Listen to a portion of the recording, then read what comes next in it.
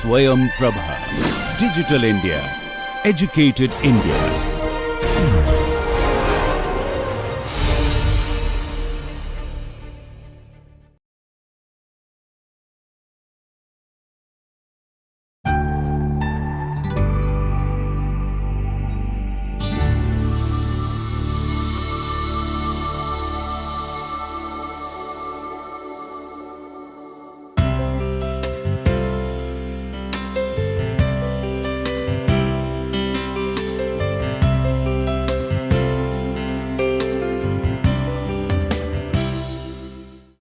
Good morning and welcome back to the lecture series on partition of India in print media and cinema. We are talking about home and nostalgia. So, when we talk about home and nostalgia, we need to understand the concept of borderline, how the borderlines that define the nation politic are fraught with a sense of localized struggle.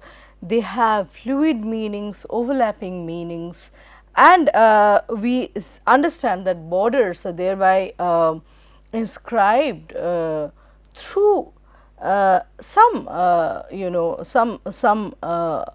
violent acts, or borders are rather imposed on the common people. So, the production of national identity is itself a process entailing a lot of struggle and contestation.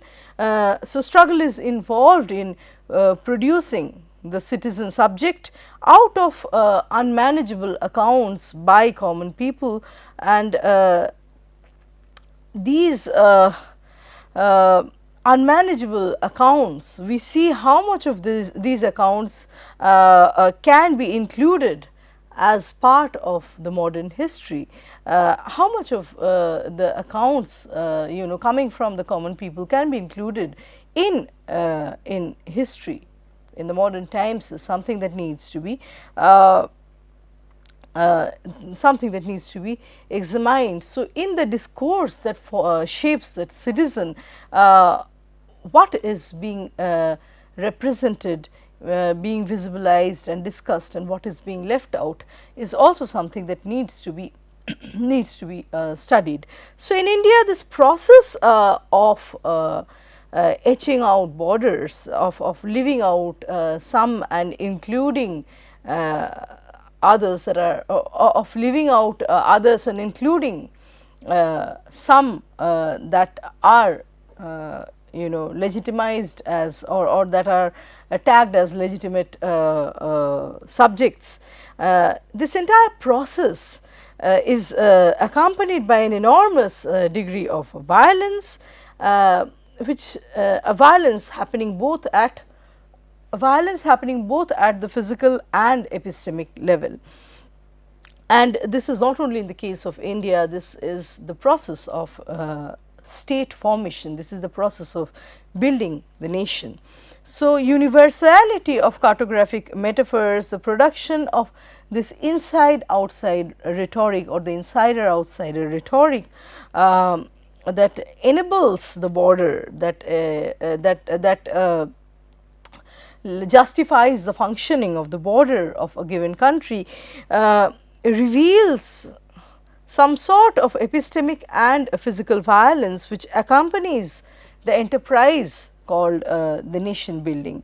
So, the encounter, the nation actually churns out of this encounter happening between the state and its people, more so the people inhabiting the frontiers. And these encounters are suggestive of the disputed nature of a country's sovereign identity. So, cartographic anxiety as a facet of a larger post-colonial anxiety, right. So, after the colony, after the colonization is no more, after the British people quit, what becomes of the nation? How does it evolve? How does it mutate? How does it respond to the immediate crisis and the crisis and the subsequent crisis? So,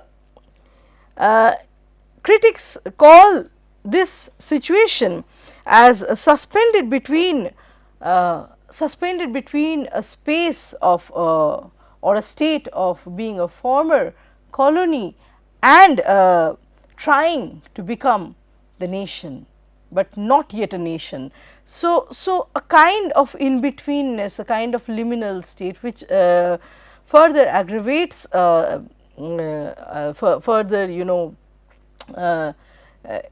escalates the tension and aggravates the confusion. So, we were already talking about how after partition there until a certain period the leaders themselves were not aware of what how much of geopolitical land India encompassed and how much of land was encompassed by Pakistan. So, there were a lot of overlapping areas where violence was consciously being enacted in order to dispel the minority population from that given land. So, we see Krishna observing that as the physical map of India gains ubiquity or universality as an iconic representation of the body politic, it becomes the terrain for competing efforts to define and possess the self. So, when the map, we were talking about the cartography, when the map defines or tends to define, claims to define all people, the multifarious meanings have the compulsion to converge and contribute to and fatten a kind of meta narrative, a grand narrative about the self which constitutes this nation, nationhood and the process of nation building. So, and this actually happens, the process of defining happens at the cost of some people, some race, some ethnicity, some languages being eclipsed. This is a forever phenomenon in all nations. So, when we talk of nation, we need to probe about the question of human rights, the question of minority protection, question of women's protection, question of protecting the women and the less able-bodied subjects. So, the operation of this inside-outside antinomy serves not so much to prevent foreign infiltration. So, when we try to define who is insider as opposed to the outsider, it is also a process of domesticating the self, it is a process of disciplining and producing the self vis-a-vis the other. The self is defined essentially in terms of not being the other, and that is the definition that sustains a nation more than anything else. So, people's lives, when we look at these lives along the borders of India, Pakistan, Bangladesh, these lives are abstracted by the discourses of citizenship, sovereignty and an everyday life process which is deeply scarred and informed by terror. So, fluid definitions of space and place prevail amid the nation trying to hegemonize its territory. So, Gyanendra Pandey observes that preoccupation with statist history is a process of overlooking the experiences of ordinary people in the partition and post partition, in the partition episode and beyond the partition. And what we do in the process is something that we have already seen in Tamas, and we see in so many artworks on partition, commenting on partition it is that the normal lives are reduced to lifeless numbers. How many people had died? How much worth property have you lost? So, when we try to smoothen and flatten struggle and loss in terms of numbers, we are trying to manage the unmanageable. We are trying to work on the edges, the rough edges that are frightening to deal with. Basically, we do not deal with human pain, because history perhaps does not have the language, or the objectivity of history cannot contain human pain. It can only contain lifeless statistics. So, Tan and Kuresia note that the topography of places transformed due to the partition, can be read such that the localities and places become meaningful as socially constructed entities that are invested with a range of meanings. So, local spaces and places have different meanings, how they are centrally looked at and understood, and how the local people understand these places. How much, once again going back to my earlier question, how much can the map cover from its top view, from an all encompassing and all pervading, all engulfing point of view? How much can be covered? Do we cover the local narrative? Can we cover the mini stories?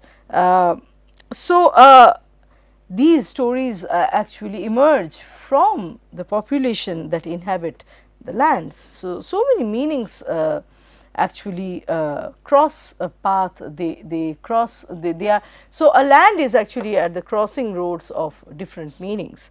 Now, people's association with their places, which post partition existed only in the realm of memory, powerfully shape their subsequent life. How people relate to their land, what memories they carry of their land, tend to shape an individual's personality, an individual's identity, and self perception even. So, the cross migration of the communities, especially we are talking about Hindus and Muslims here, had far reaching repercussions and maladjustments which impacted the industrial economy. So, the partition and subsequent population exchange did have its effects, its negative effects on the industrial economy. So, the entire fabric of the society, of a given society, changed, and people were not prepared for it. So, people also, when we talk about journeys, talking about home nostalgia, we talk about journeys, short journeys that are geographically considered as short became everlasting psychic journeys. I mean, Lahore and Amritsar, geographically speaking, are abutting, they are not very far away, yet they became interminable journeys as people were traversing, the uprooted people were traversing an unknown path in terms of what they were undergoing inside of them. It was a path filled with apprehensions where they would land up. It was the fear of the unknown of the the host society, and so they were actually making a move towards an unseen future where they would be where they would be turned from respected revered gentlemen to refugees. They would have to carry the stigma of being refugees, and for the poorer section they would be actually reduced to paupers. So, a homeless humanity seeking rehabilitation from being elite people to becoming a nobody in a new nation. This journey cannot be gauged only through its geographical distance from one point to the other. It is also a tireless and in fact an incessant psychic journey that takes away everything from the uprooted. So, Amartya Sen notes that the varying interpretations of Indian identity share an inclusionary reading of Indian identity, which tolerates, protects and indeed celebrates diversity within a pluralist India. So, when people were trying to interpret what India, the free India is going to look like or what it is going to be like, these interpretations shared a general refusal to privilege any kind of narrowly circumscribed perspective based on religious approach. So, the idea of the nation was challenged or undermined from the very inception, as the cohesiveness of the nation would be jeopardized by the nationalist discourses that shaped it.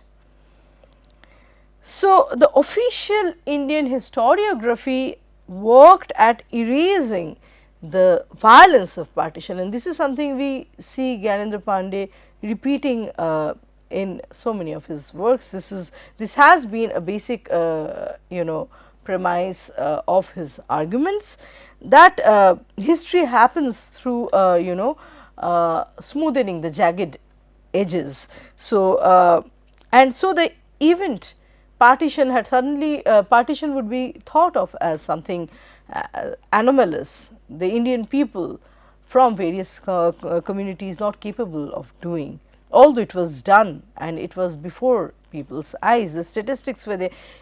I mean, post partition India was in a state of amnesia, partial amnesia, and in a state of denial, not ready and not willing to confess and realize how much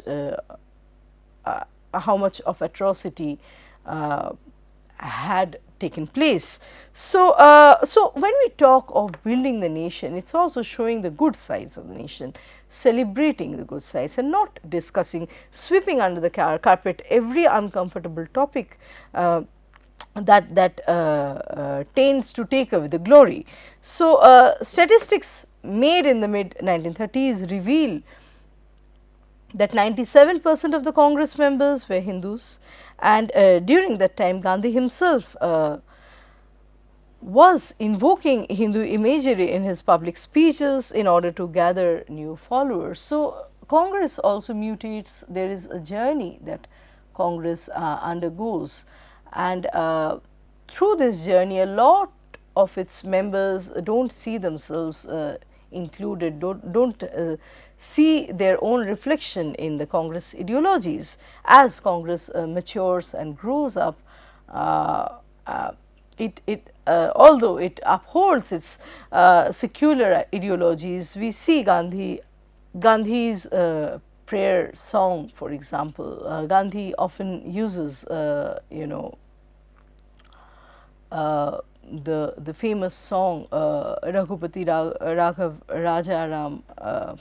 So, he is talking about Rama the king and the ideal polity.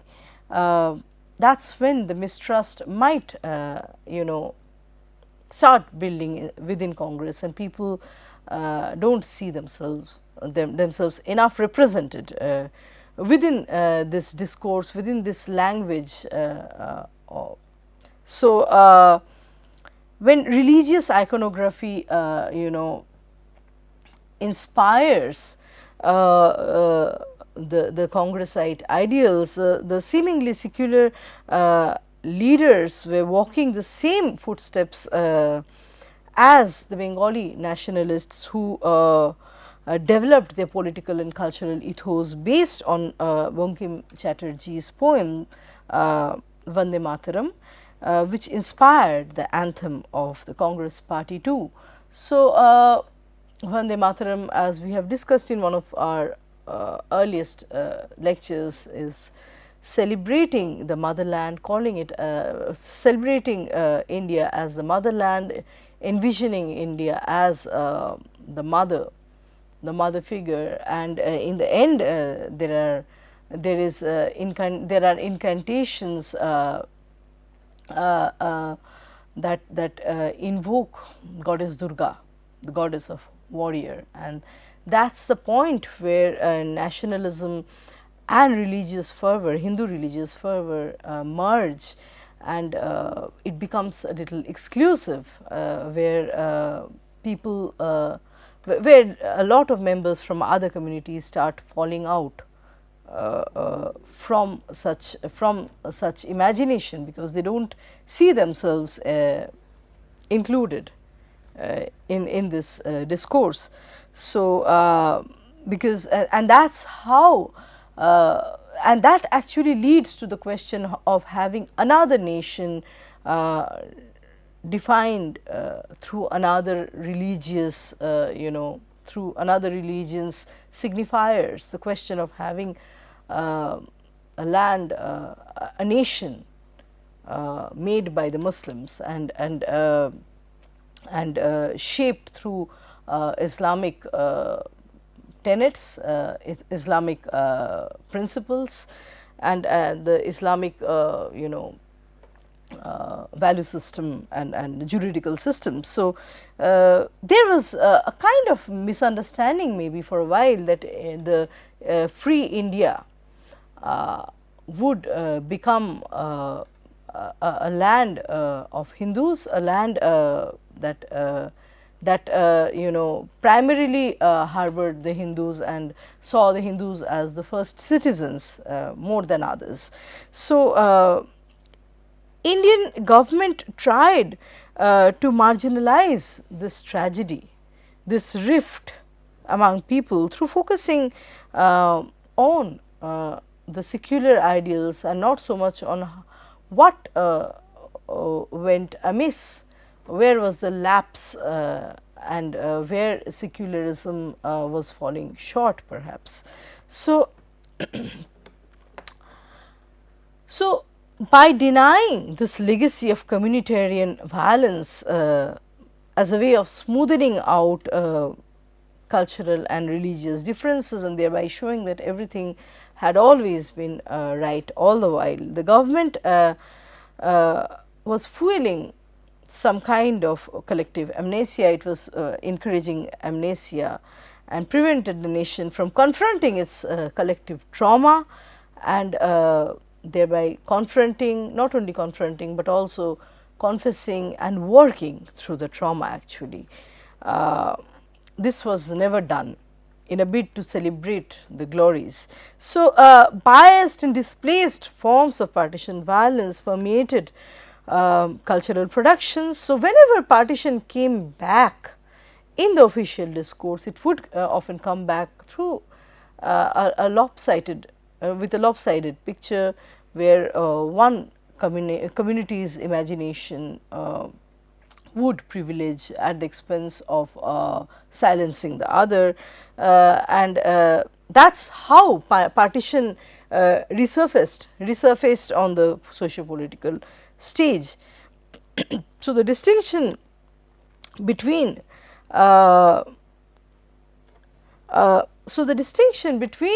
secular nationalism and religious nationalism. Secular nationalism referring to the imagination or the ideals originally proposed by Congress, and religious nationalism as has always been represented by the Muslim League. We see that this distinction after a point gets blurred, especially in the late 1930s and 1940s, when several communal forces join the ranks of secular Congress party at the provincial and local levels.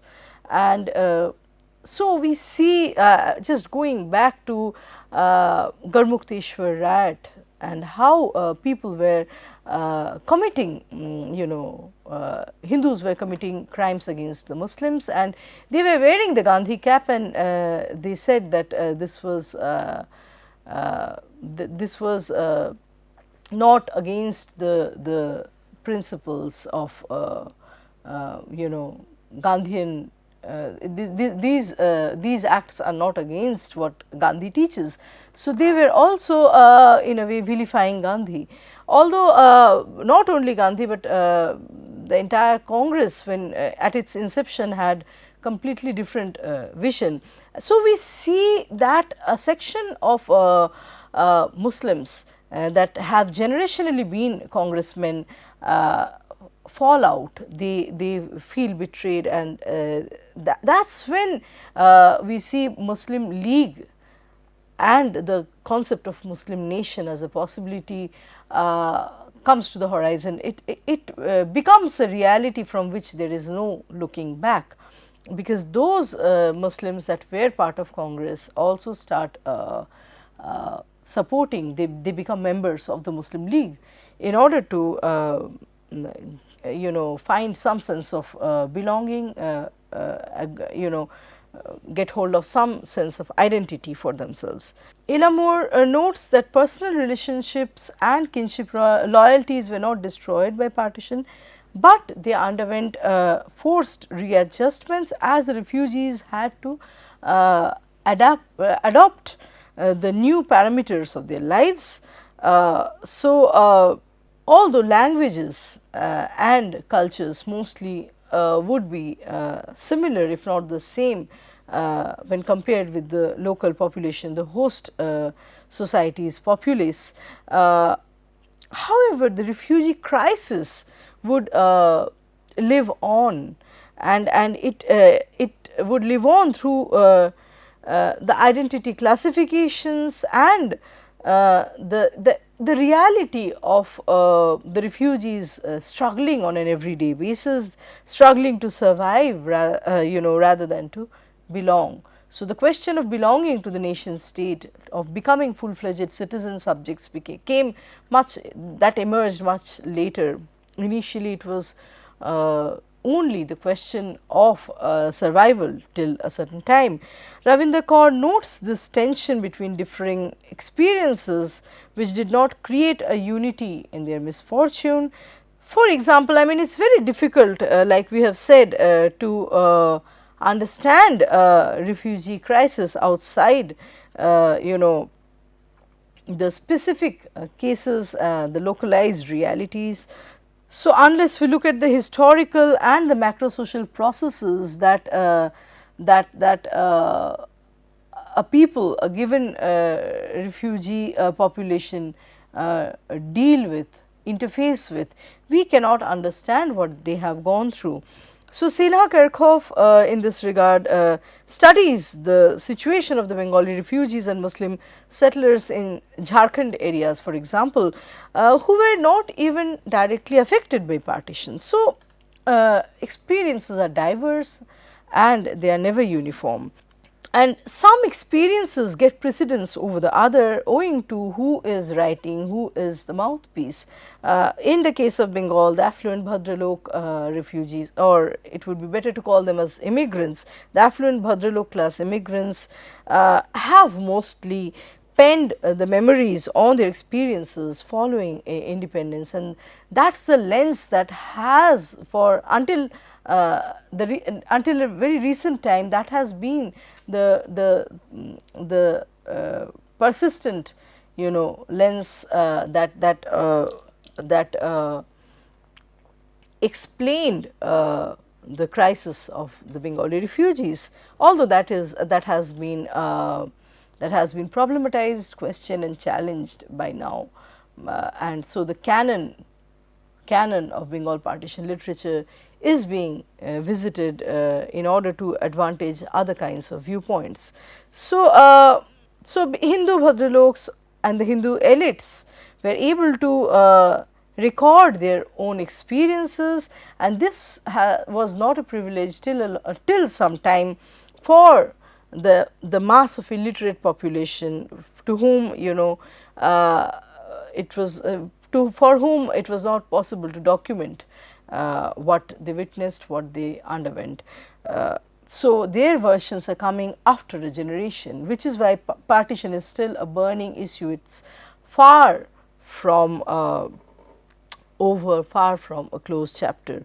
A lot of people that have now become literate can start reminiscing, and they are reminiscing, they are going back to their childhood experiences. There are many of them from Dalit sections, and they are writing about their refuginess. So, we, as Meghna Guha Thakur notes, the continuous migration in the case of Bengal has not only had a very peculiar makeup, a very peculiar effect on the social makeup of the region, but the motives of the compelled migrations in the east would conveniently be used by this state to discriminate and differentially treat the displaced persons. Not all displaced persons were given similar privileges. So, we see that partition refugees were technically not outside the country of their nationality until the Radcliffe Award was announced. They were still Indians regardless of where they were, because everything was India before the Radcliffe lines or the Radcliffe Award, and suddenly they found themselves without a nationality and outside the country of their residence, outside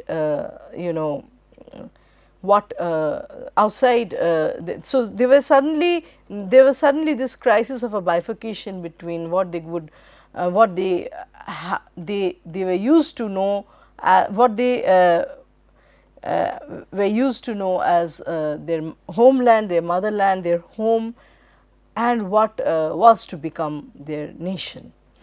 So, the refugee also complicated this official notion of displacement, a trope that recurs throughout the partition literature and compels an inquiry into what and how we can define place, home and belonging. These are categories, these are these are let us say notions, or these are the question of home, the question of space are fraught with a lot of complexity and difficulty. So, in Bengali, for example, people use two separate words.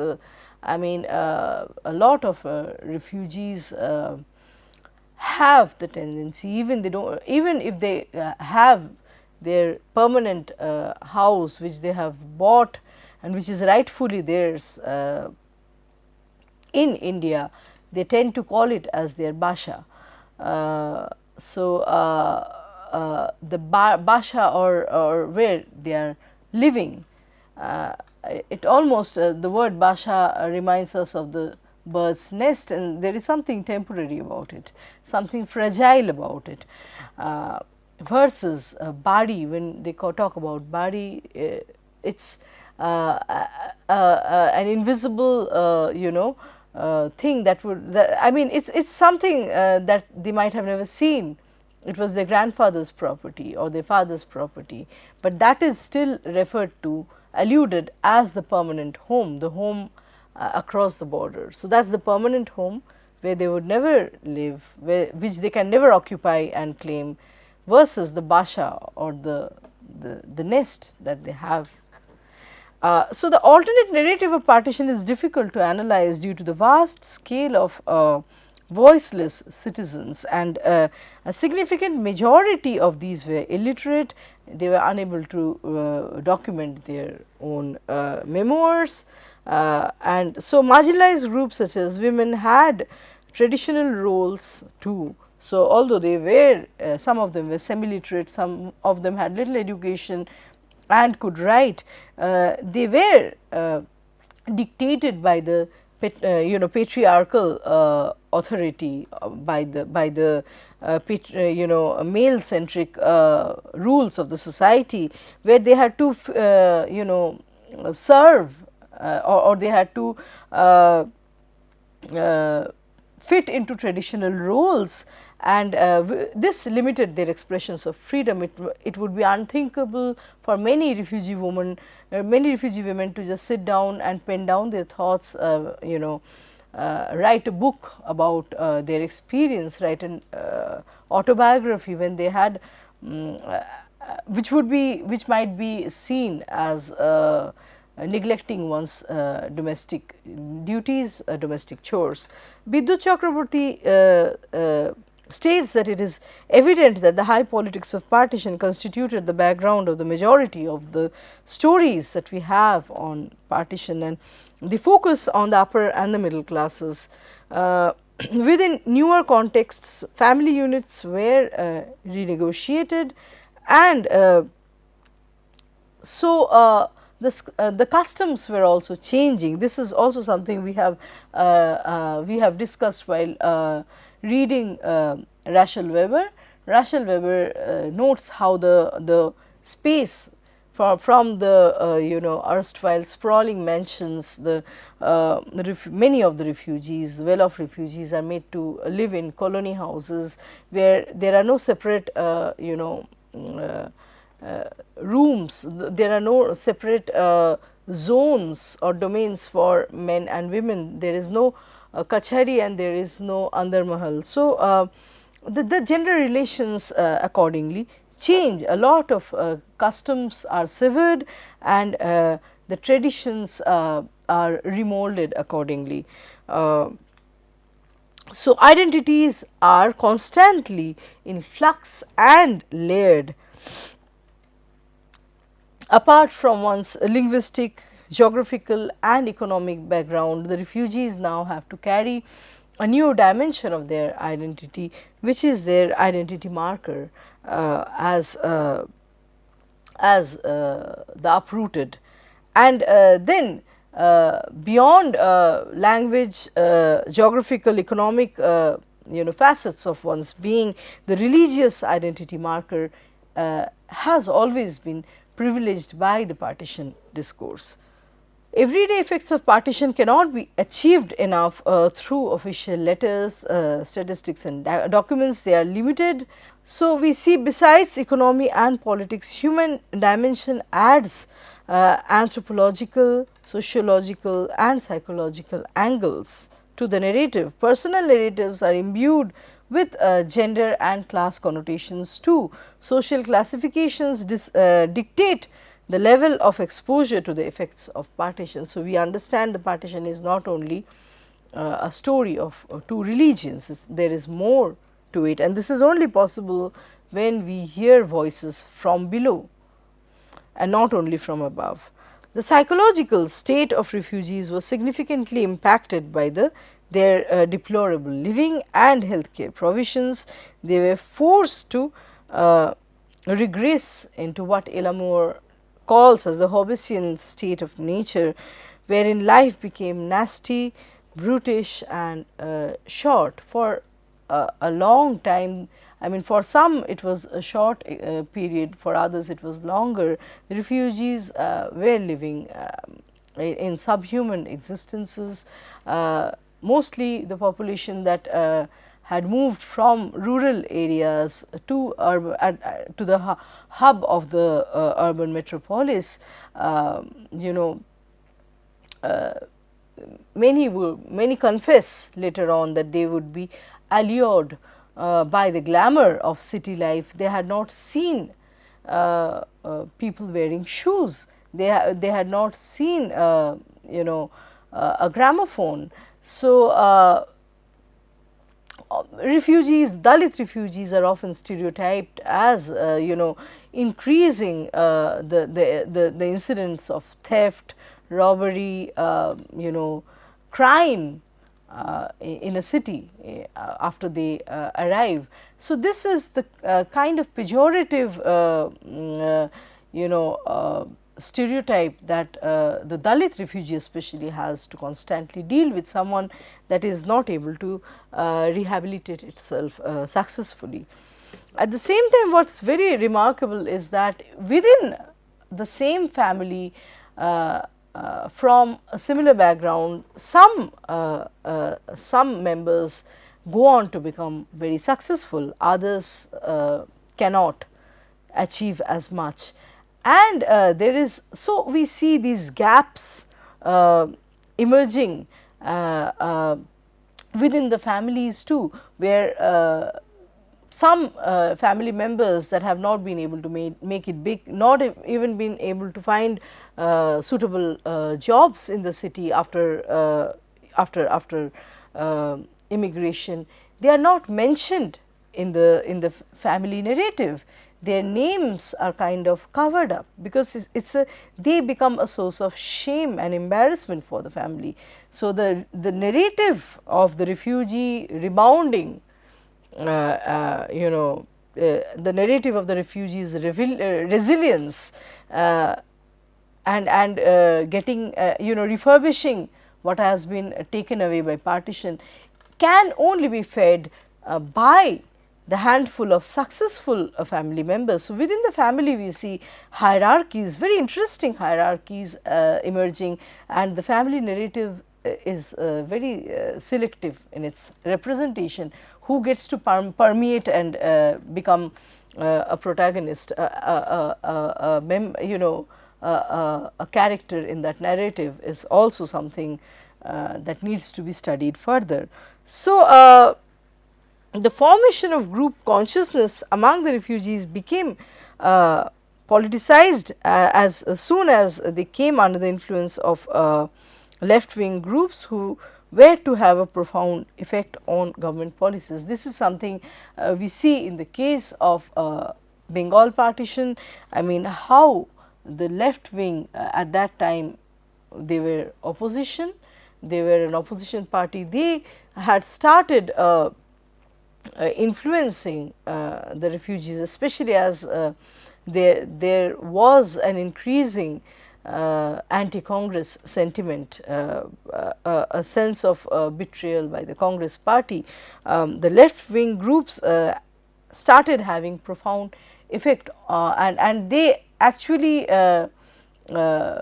formed their government in West Bengal in 1977 through the support of the Bengali refugees. Many of them, many of these refugees, like we can see, would hail not only from the upper and middle classes, but also from the Dalit sections. With this, I would like to come to, so with this I would like to stop today's lecture. With this I would like to stop today's lecture, and we will meet again for the next lecture. Thank you.